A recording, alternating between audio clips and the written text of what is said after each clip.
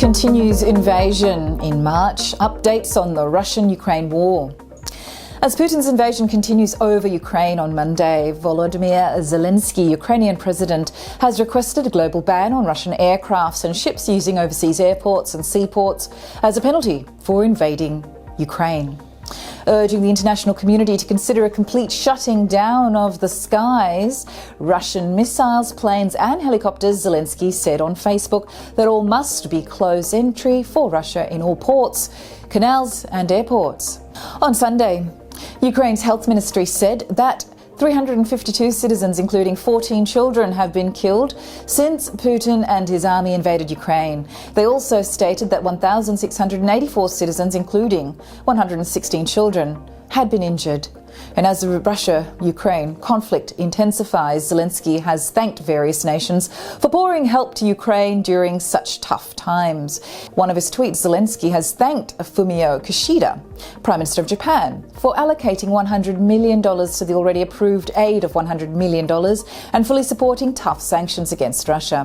While, as in another tweet, Zelensky had thanked Klaus Iohannis, President of Romania, and said he is grateful to Romania for its significant contribution to the defence capabilities of Ukraine.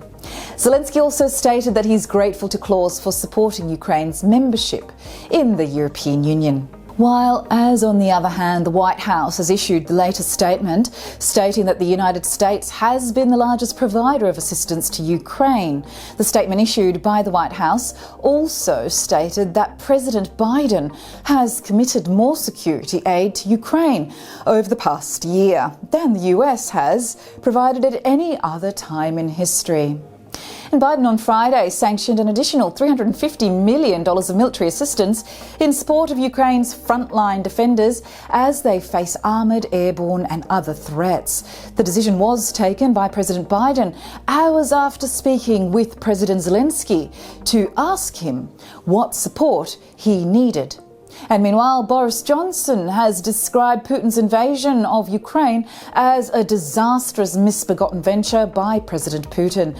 Boris also assured the Zelensky government that the UK would do all it could to get more arms to his military. And on the 27th of February, Boris announced £40 million of additional humanitarian aid to Ukraine. Boris Johnson, in a statement, said that the UK would not turn their backs in Ukraine's hour of need. They are providing all the economic and military support they can to help those Ukrainians, risking everything to protect their country. And as Putin continues his invasion march on Ukraine, many companies have decided to exit Russia. Shell on Monday announced its intention to exit Russia.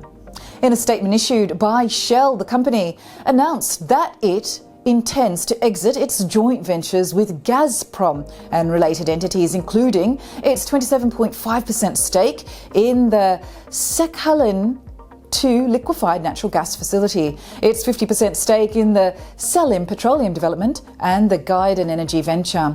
Shell also intends to end its Nord Stream 2 pipeline project involvement. And at the end of 2021, Shell had around $3 billion in non-current assets in these ventures in Russia, while as in another big blow to Russia, FIFA and UEFA have suspended Russian teams from participating in FIFA and UEFA competitions.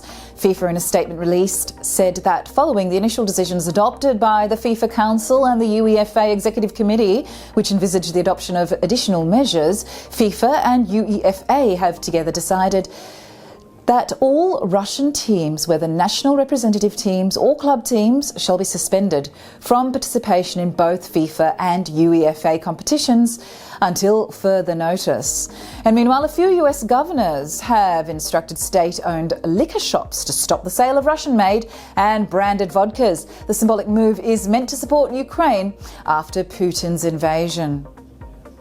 And as per the media reports, Scott Morrison's Prime Minister of Australia said Australia has committed a $105 million full package, including 70 million Australian dollars to fund the lethal defensive weapons for Ukraine, including missiles and ammunition. He also said that they are talking missiles, ammunition, supporting them in their defence of their own homeland in Ukraine, and they will be doing that in partnership with NATO.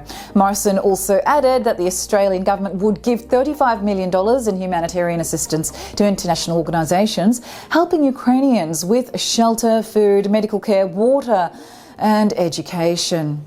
Australia will also be taking off Russian vodka from many of its shelves too, just to add to finalise this article. And if you like this information, please let us know by liking, sharing, commenting on the video below, and subscribe to the channel. Press the bell icon to be notified of the latest videos. For more information, please head to the website. It's kalkinemedia.com. My name's Sage for Kalkine Media.